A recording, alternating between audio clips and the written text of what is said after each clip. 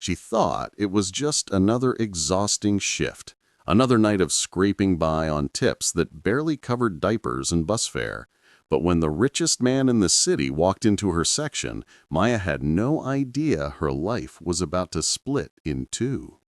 He dined alone, spoke barely a word, and left behind something that felt like a slap in the face, a $0 tip. Humiliated, she lifted the plate, only to freeze, because beneath it was a handwritten note from the billionaire that would unravel her assumptions, expose buried wounds, and pull her into a story she never saw coming. The morning rush at Riverstone Brasserie sounded like clattering cutlery, hissing espresso machines, and the overlapping hum of impatient conversation. Mira, a single mother with tired eyes and a warm smile she could barely afford to wear, tied her apron with practiced speed. Her day began before sunrise, packing her son Leo's school lunch, whispering encouragement to herself, promising she'd get through another shift no matter how exhausted she felt. "Morning, Mira," her manager called, waving a stack of order tickets. "We're understaffed again. Table rotation's heavier today." Understaffed again. He didn't have to say it, she already knew. Mira inhaled deeply, straightened her spine, and stepped into the dining room where polished marble floors reflected chandeliers she could never dream of affording. The restaurant sparkled with wealth, confidence, and entitlement. Customers in tailored coats never glanced at her face, only at the plates she carried. Yet, despite the ache in her feet and the quiet dread in her chest, she worked with grace. She always had. For Leo.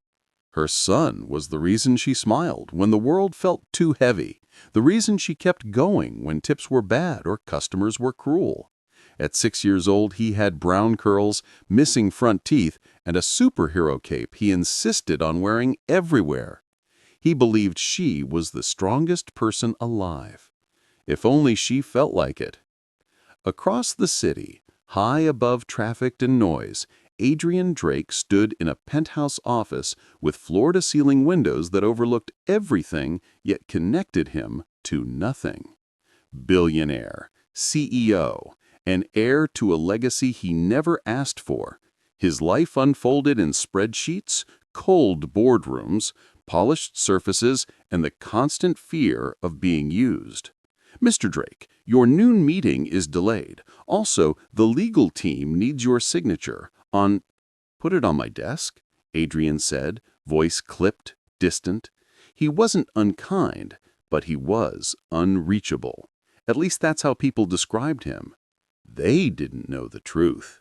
Behind his austere silence lived the shadows of loss. A father who died young, a brother who vanished into scandal, and a mother whose disappointment echoed through every achievement. Adrian had built walls so high that even he could barely remember what stood behind them. Today, he found himself craving something unfamiliar, quiet, not the empty kind that swallowed penthouses, a different kind. The kind you find in ordinary places where nobody knows your name. So he left the skyscraper early, slipping into the city anonymously, alone. By late afternoon, Riverstone Brasserie glowed with soft golden light. Mira moved between tables with fluid urgency, balancing 4 orders in her head while silently calculating groceries, rent, and the overdue electricity bill sitting on her kitchen counter at home. She didn't notice the door open. She didn't notice the man who entered without entourage or expectation. She only noticed table 12 when she heard, "Is this seat taken?" Adrian's voice was calm, formal, but not unfriendly. Mira blinked, startled. The man before her looked out of place, expensive suit, heavy watch, expression unreadable. He didn't smile the way wealthy customers usually did. He didn't look down on her either. Instead, he looked tired, as if he wanted to disappear into the shadows of the booth. "No, sir," Mira said, recovering. "Welcome. Can I get you anything to start?" He opened the menu briefly, but didn't seem to read it. "What do you recommend?" Most rich customers didn't ask questions, they demanded. This one was different. Mira's voice softened. The lemon herb salmon is popular, but if you want something comforting, the roasted tomato soup is incredible. Adrian hesitated. Comfort. The word felt dangerous. Soup, then. When she walked away, Adrian found himself watching her with unexpected curiosity. Her movements were precise, practiced, but there was something fragile in the way she pressed her lips together between tables, something brave in the way she kept smiling anyway. She reminded him of someone he had known long ago, someone he had failed to save. 40 minutes later, the bowl was empty. Adrian checked his watch. It was almost 6. He had a dozen meetings he'd skipped to be here. Why? He didn't know, but he felt something in this room he hadn't felt in years. Humanity. Mira approached with the bill. "Whenever you're ready, sir." He nodded. And then something shifted. Faint, subtle, almost subliminal. Mira turned slightly, and he saw the exhaustion she tried to hide, the tiny tremor in her hand, the look she gave the clock, calculating whether she'd make it home before her son's bedtime. Adrian felt a jolt he didn't expect. Before he could stop himself, he pulled out a pen and wrote something on the receipt. Not a tip. No, he never left traditional tips. Too many times money had become a weapon, a bribe, a misunderstanding. Instead, he left something else, something symbolic, something that explained everything if she chose to read it. Then he tucked the note under the plate and wrote $0 in the tip line. Not because she didn't deserve it, but because of something deeper, something meaningful only he understood. He stood to leave. Mira returned moments later, wiping her hands on her apron. She glanced at the bill and froze. 0 tip. Her breath caught. Her throat tightened. After everything, after giving him her last threads of kindness, he left her nothing. Heat flushed her face, humiliation mixing with anger. She swallowed the sting in her eyes because crying at work meant weakness, and weakness meant getting replaced. Of course, she whispered to herself, of course someone like him would do that. But when she lifted the plate, mechanically, preparing to clear the table, she saw it. A folded note, small, hidden, deliberately placed. Her heartbeat staggered.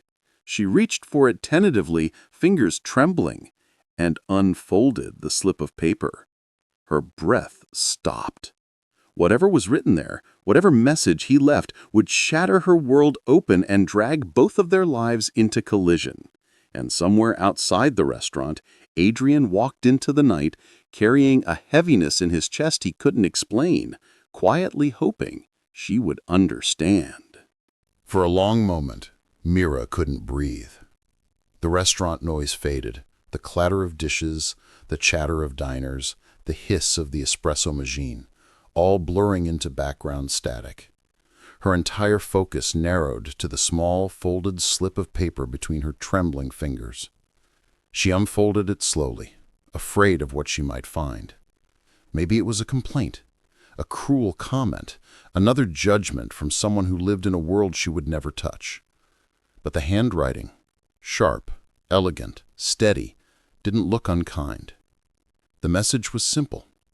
You're carrying too much alone. Ask for help before it breaks you. Below it, a phone number. Nothing else. Mira blinked hard, her heartbeat accelerating in shock and confusion. A billionaire left this? A stranger who barely spoke to her? A man who registered as distant but not cruel? Her stomach twisted. Was it pity? Mockery? Some kind of twisted power play? Or was it a warning? A genuine one? Her gut didn't know what to believe. Before she could process it, her manager's voice cut through the haze. "Mira, table 4 is waiting." She folded the note quickly and slipped it into her apron, forcing her breath to steady. She plastered on the mask she had perfected over years, neutral, polite, unbreakable, and moved through the rest of her shift like a ghost operating her body. But inside, her thoughts spiraled. Why would he tell her to ask for help? How could he see she was struggling when she worked so hard to hide it? And why did the words feel like they came from someone who knew exactly what drowning alone felt like? Across town, Adrian walked with brisk steps into the chilled evening air. The city lights smudged the streets like reflections on water, but he barely noticed them.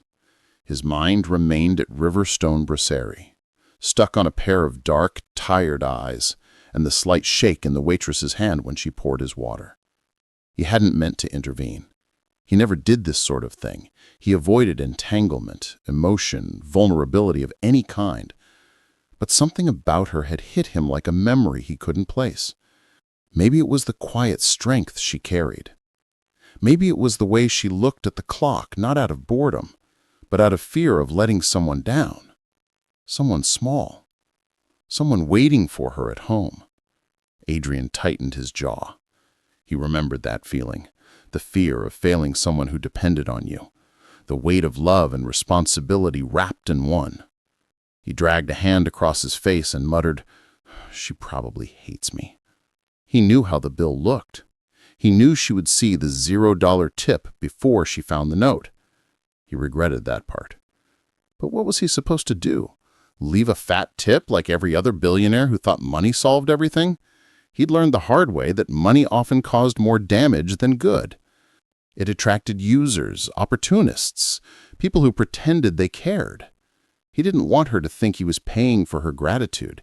He had wanted her to read the words and know someone saw her struggle. Someone recognized the fracture behind her forced smile. But now, walking alone under the streetlights, he wasn't sure he had made anything better. His phone buzzed. A message from his assistant. "Sir, the board wants answers about your cancellations today." He didn't open it. He didn't care.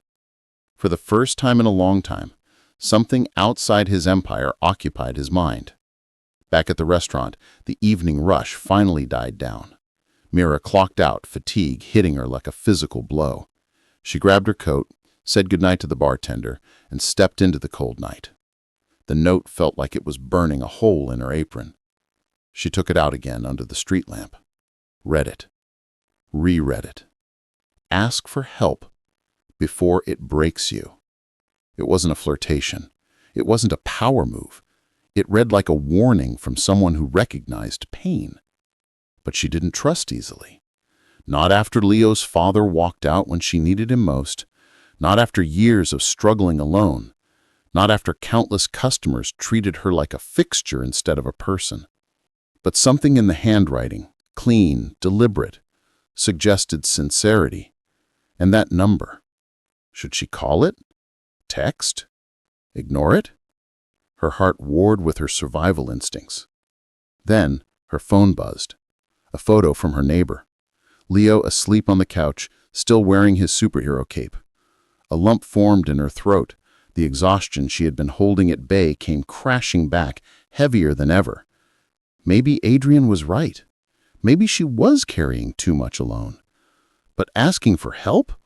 That felt like failure. She shook her head and forced herself to start walking home, boots crunching softly on the pavement.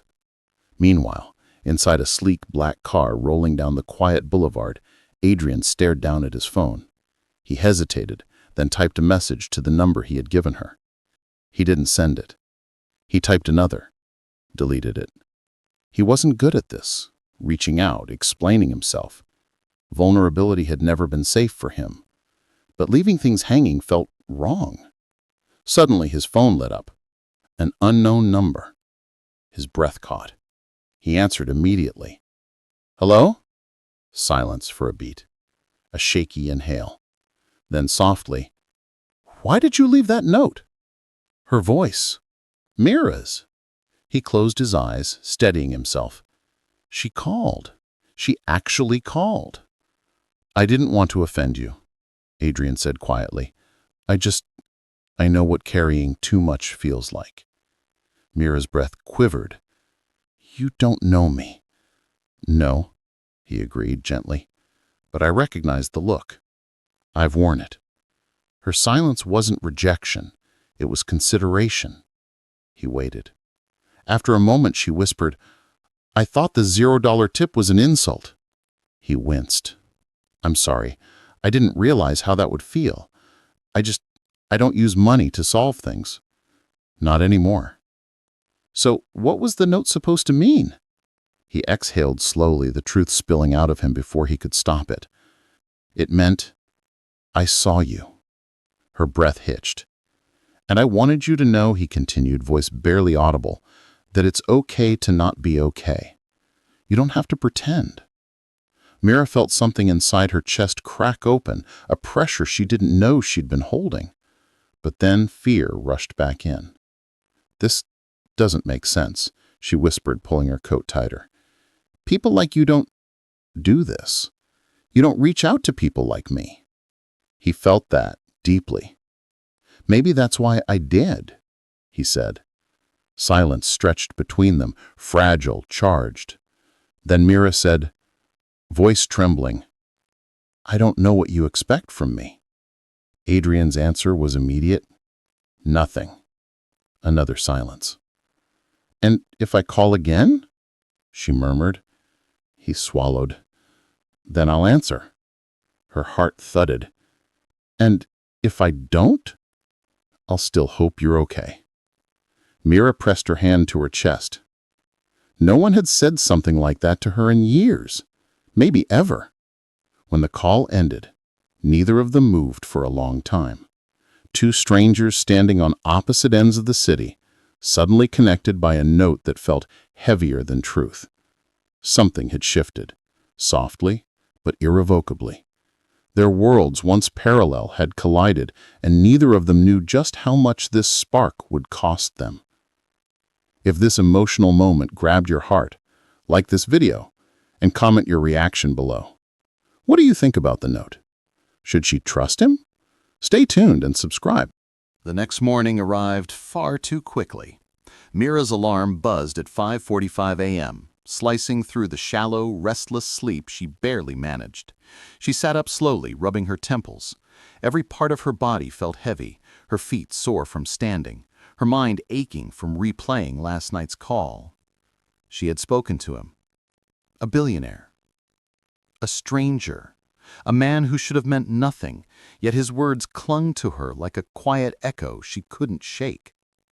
I saw you. Nobody said things like that to her. She pushed the thought away. Mama? Leo padded into her room, rubbing his eyes and dragging his superhero cape behind him. Can I have cereal? Of course, baby. Mira forced a smile, masking the storm inside. Let me heat some milk. As she prepared breakfast, she kept feeling the folded note in her pocket, like it was still burning her skin. She didn't tell Leo. She didn't tell anyone. How could she? There was no way she could trust a man like that. No matter how gentle his voice had sounded, no matter how much it shook her. By the time she arrived at the restaurant, she built walls high enough to pretend the night never happened. Adrian wasn't faring any better. His boardroom felt smaller than usual, voices buzzing like flies as his executives debated a new investment strategy. Graphs and projections flashed across a massive screen, but Adrian heard none of it. He kept seeing her, the way she hesitated before speaking, the way her breath trembled through the phone, the way she said, "People like you don't do this." She was right. And yet, here he was, unable to focus on anything else. Mr. Drake, his CFO cleared his throat, we need your approval for the revised logistics plan. He looked down at the document. The text swam. His chest tightened with a strange mix of frustration and longing. He didn't have the vocabulary for this feeling. He had buried that part of himself years ago. He needed clarity, control. He needed distance from her. So he told himself. But somehow, in the thick of numbers and negotiations, he pulled out his phone and typed, "Are you all right today?" He stared at the message, then deleted it. No. He wouldn't drag her into his world, and he wouldn't let himself be dragged into hers. At least, that's what he tried to believe. The day spiraled quietly. At lunch hour, Mira nearly dropped a tray when she glimpsed a tall man in a suit, dark hair, sharp jawline, but when he turned, it wasn't him. Her breath still lodged uncomfortably in her throat. Why was she reacting like this? Why did his absence feel heavier than his presence? She didn't want this, didn't ask for this. She had a child to raise, bills to pay, a life too fragile to let a stranger pull any strings. As she wiped down table 7, her co-worker Jessa nudged her playfully. "You okay? You've been spaced out all morning." "Didn't sleep much," Mira muttered. "Rough shift last night?" She wanted to laugh. Rough didn't even begin to cover it, but instead of confiding, she forced a shrug. "I'm fine." She wasn't. Her emotions were a tangled mess of fear, hope, confusion, and something dangerously close to curiosity. What did he mean when he said he saw her? Why her? She stepped into the back hallway near the restrooms, pulled out her phone, and stared at the number he'd left. She thought about texting, then locked her phone. No, she wouldn't start something she couldn't finish. That evening, as the sky turned deep violet, Adrian paced inside his penthouse like a caged animal. He couldn't stop remembering the sound of her voice, soft, wary, honest in a way nobody ever was with him. He hated how it made him feel, unsteady, exposed, uncertain. His phone chimed. He froze, heart lurching. But it wasn't her, just another corporate alert. He exhaled slowly, gripping the railing of his balcony. The city stretched below, thousands of lives, thousands of stories, none of which had ever touched his. Except one. Against his better judgment, he grabbed his jacket and headed out. He told himself he wasn't going to see her. He just needed air. But halfway down the street, he caught a reflection in a restaurant window, a single mother in a uniform carrying plates while fatigue shadowed her eyes. It wasn't her, but it kept him walking. He stopped at the corner of Riverstone Brasserie, breath visible in the cold night air, staring at the place he'd promised himself not to return to. He shouldn't go in. He knew that. He couldn't disrupt her life further, but something tugged him toward the door, an instinct, a pull, a magnetic question. Was she okay today? Before he could decide, footsteps approached behind him. Mira turned the corner on her walk home at that exact moment, coat wrapped tightly around her, hair escaping her ponytail, exhaustion fading into alert shock when she saw him. Her breath halted. Adrian, standing outside the restaurant, like he'd been waiting, like her thoughts had summoned him into the cold night. He turned. Their eyes met. The air thickened instantly. She clutched her bag strap. "What are you doing here?" He swallowed, caught off guard by the crack in her voice. I was walking. I didn't expect to see you." She didn't believe that. He wasn't a man who accidentally showed up anywhere. She took a step back, heart thundering. "You shouldn't be here." "I know." His voice was soft. "But I wanted to make sure you were okay." Her jaw tightened. The words hit a tender place she hated exposing. "You barely know me." "I'm trying to change that," he murmured. Those words made her chest clench painfully, dangerously. "You shouldn't," she whispered. "This is a mistake." The wind brushed between them, carrying the tension like static. Adrian took a slow breath. "If you want me to leave you alone, say it. I will." Her pulse kicked hard. Why did it hurt to hear that? She needed distance. She needed boundaries. But when she opened her mouth, she faltered, because she didn't want him to go, even though she knew she should.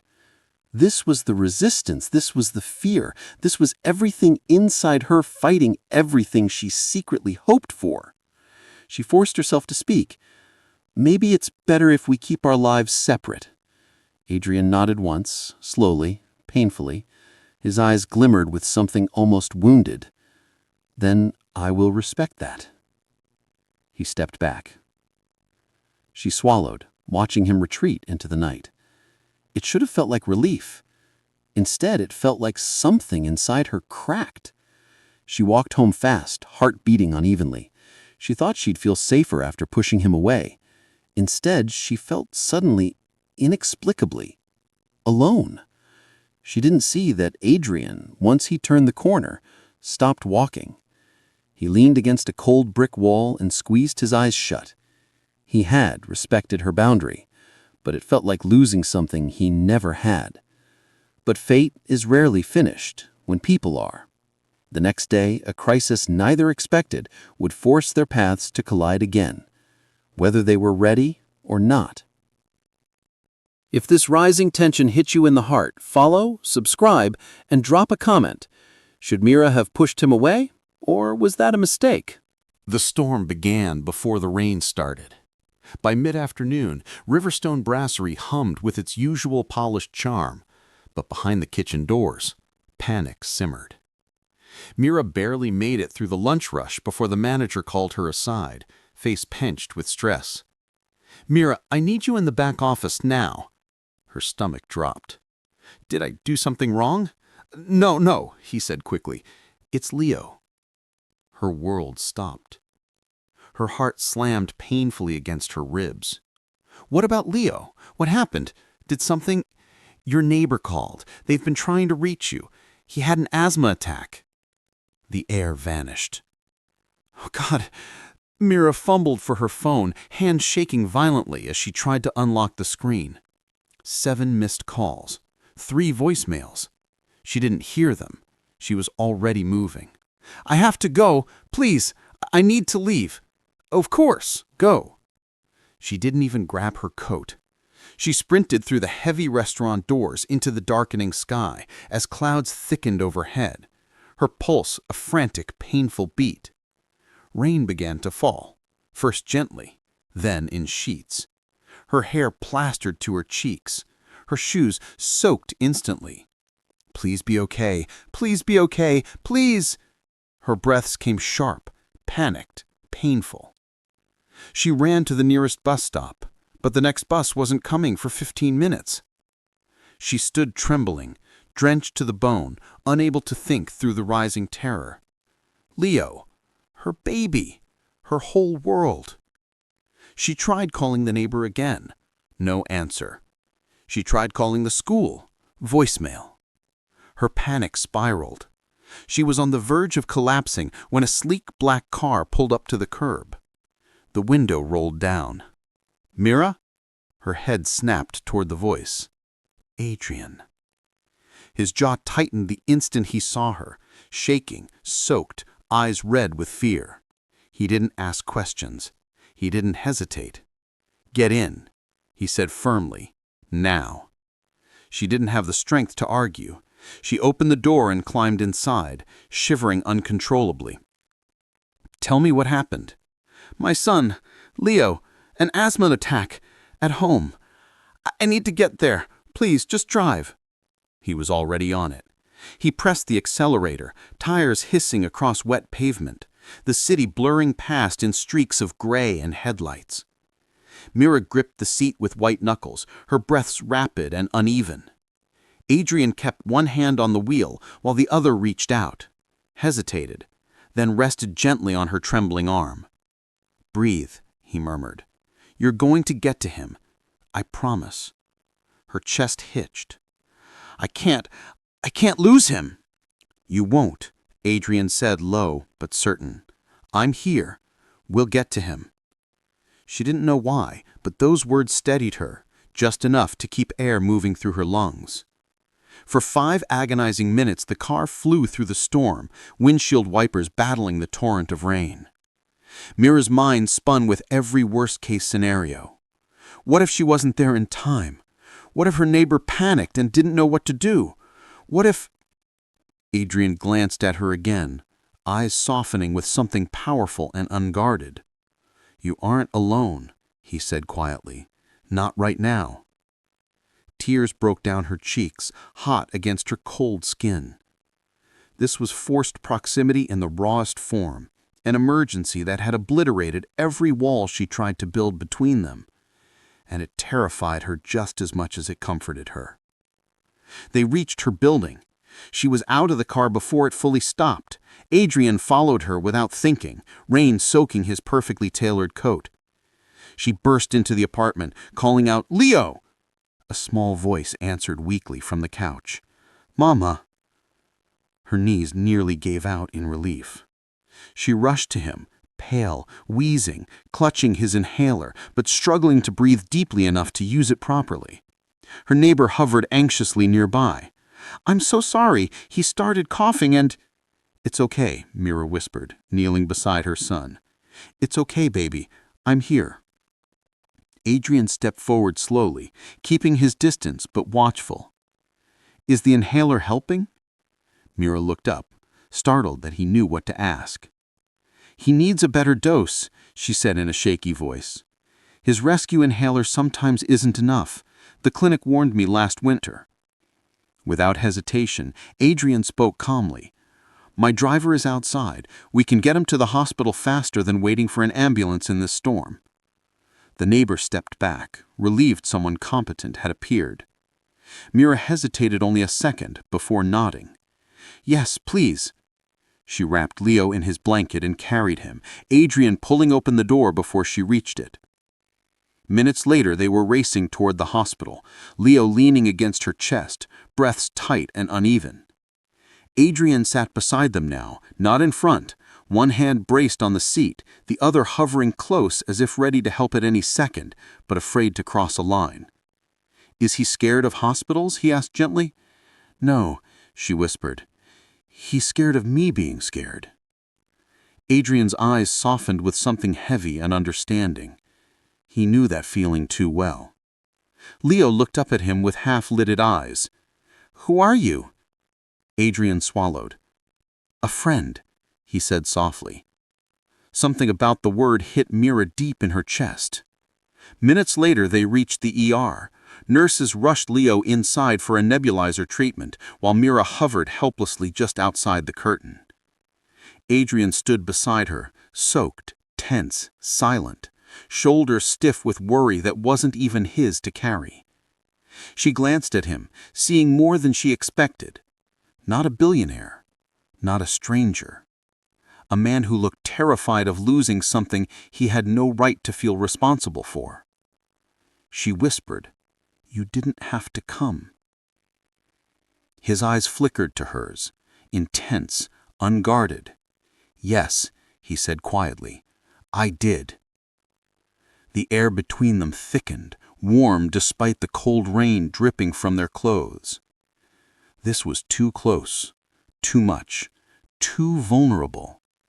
She should step away, but she didn't. For the first time, she allowed herself to lean, just slightly, into the presence of someone who wasn't running away from her struggles. And for the first time, Adrian didn't hide the emotional gravity pulling him toward her. After what felt like an eternity, the doctor parted the curtain. "He's stable. Breathing is under control."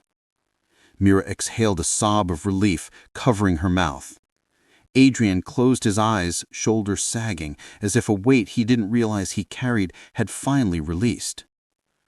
The doctor continued, "But he needs ongoing monitoring. He's been under too much stress lately." Mira's guilt surged. She swallowed hard. "I'm doing my best." The doctor offered a sympathetic smile. "I know. Single parents always are." Adrian's gaze snapped to her, sharp, full of unspoken feelings. When the doctor left, Mira sat on the edge of the bed beside Leo, who was already dozing peacefully. She didn't realize her hands were still shaking until Adrian gently covered one with his own. It was the softest, most grounding touch she'd felt in years. She didn't pull away. "You don't have to do this," she whispered. He whispered back, "I want to." Their eyes locked. Something shifted, softened, deepened.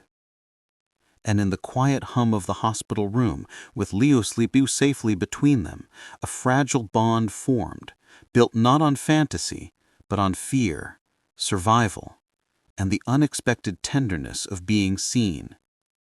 They both sensed it, a connection neither asked for, a closeness neither planned, a heartbreak looming just out of sight. But for now they were here, together, whether they were ready or not.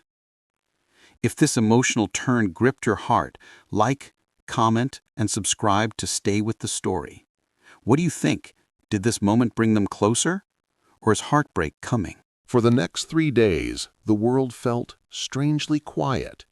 The billionaire, Elias Ward, didn't return to the restaurant. Not for coffee, not for brunch, not even for the predictable, lonely dinner he had ordered every night for months. And Maya noticed. She tried not to. She tried to clock in, tie her apron, adjust her hairnet, and pretend she wasn't listening for the low rumble of his voice or the crisp click of his shoes on the floor.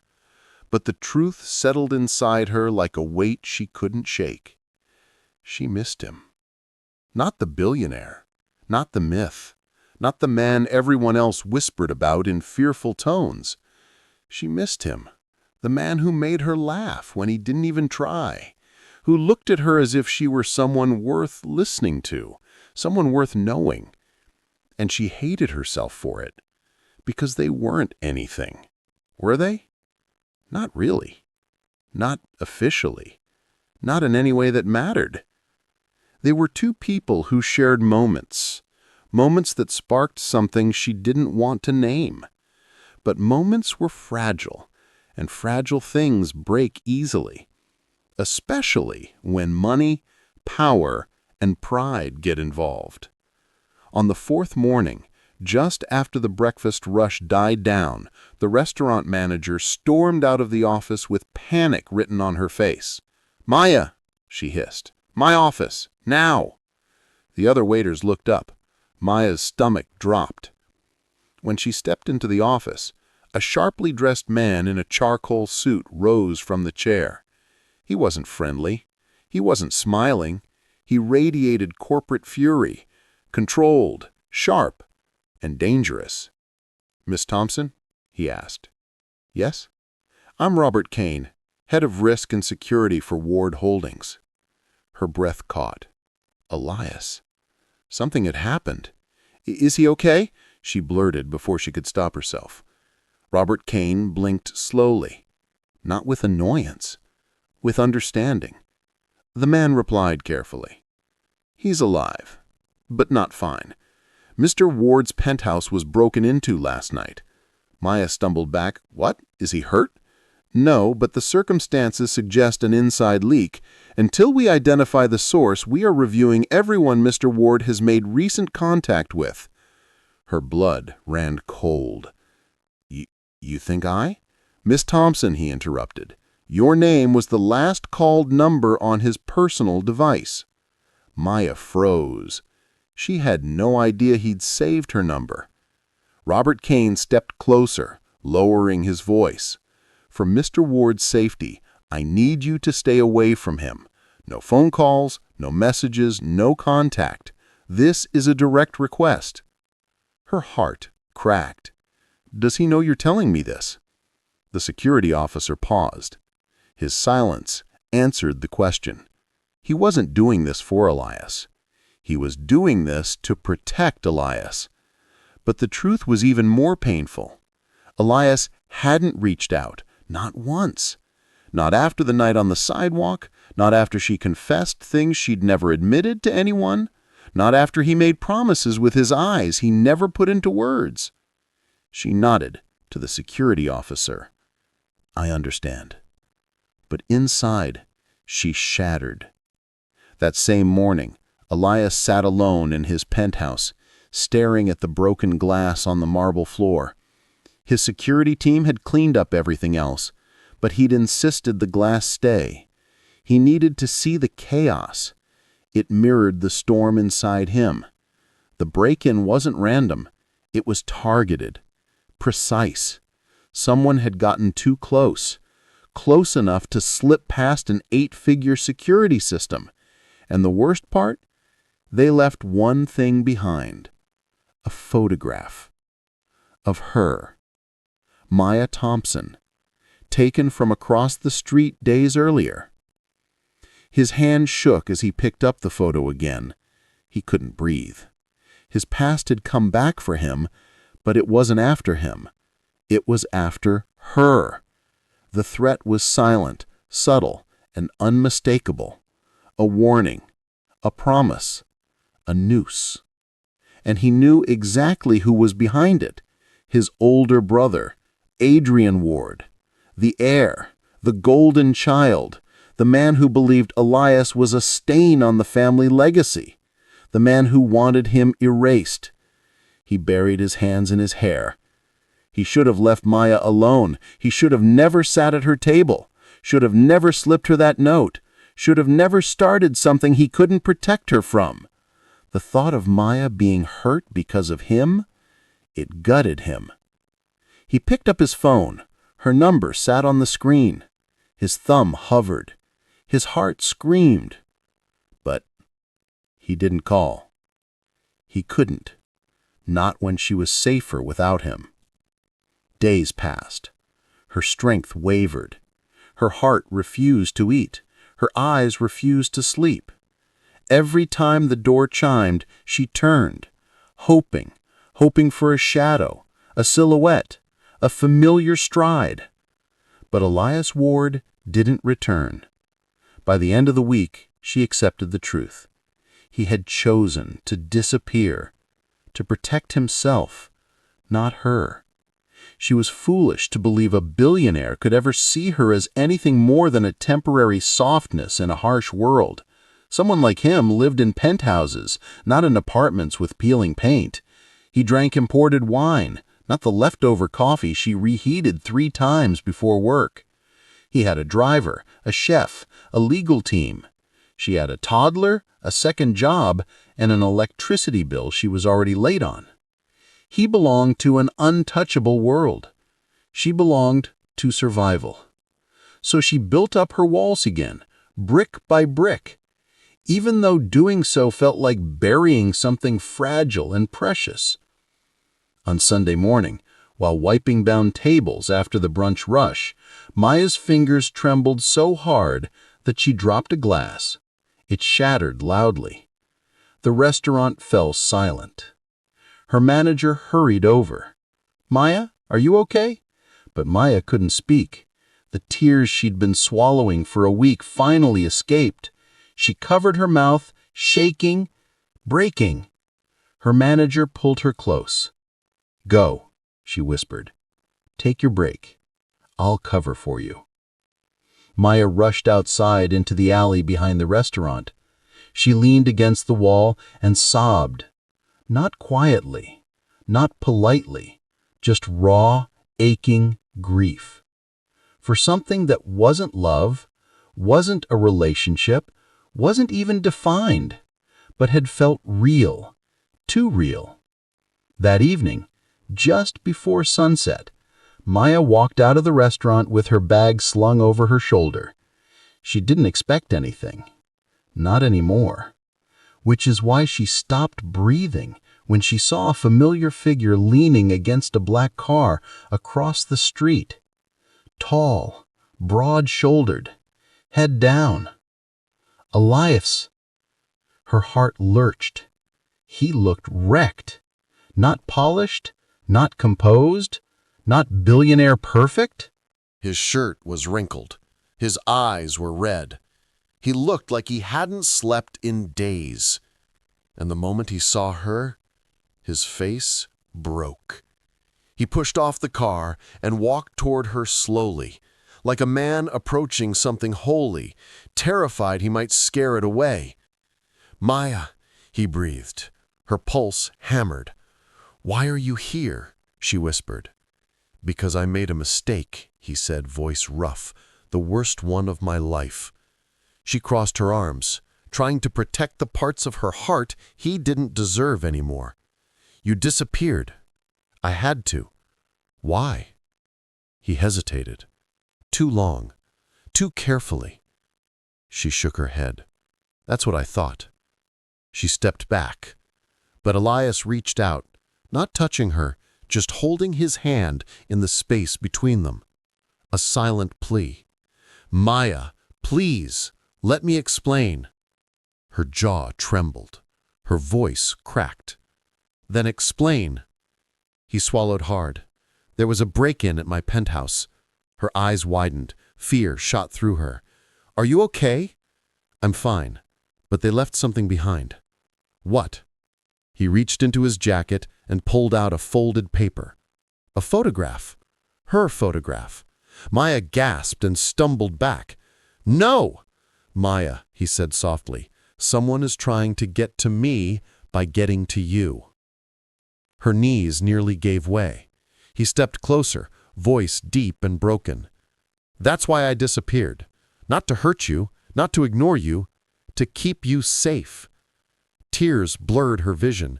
You should have told me. I know, he whispered, but I was scared. Scared of what? His voice cracked. Of losing you, before I even had the right to keep you. She couldn't breathe. Neither could he. He continued, voice trembling. My whole life, I've lived behind money, bodyguards, and walls. But with you, I wanted something real. And real things break, Maya. Real things can be taken away. He took a slow, painful breath. I'm not asking for a chance or forgiveness. I'm asking for honesty. His eyes glistened. Do you feel something for me too? Or was it just me? Her heart pounded. She tried to lie. She tried to protect herself. She failed. Yes, she whispered. That one word unraveled him. He closed his eyes as though he had given him oxygen. But he didn't touch her. Not yet. He reached into his pocket again, pulled out something small. Her breath hitched. Another note. He unfolded it slowly, just like the first one she found under the plate. This time, he pressed it into her palm himself. Her finger shook as she opened it. It read, I didn't leave you a tip. I left you my truth. Let me try again. Her tears fell. He stepped forward, finally, gently, and cupped her face exactly the way he had touched that first plate, softly, reverently, like he'd been holding back for too long. Maya, he whispered, let me be in your world, not above it, not outside it, with you. And then, finally, she let herself fall into him. Her forehead touched his chest.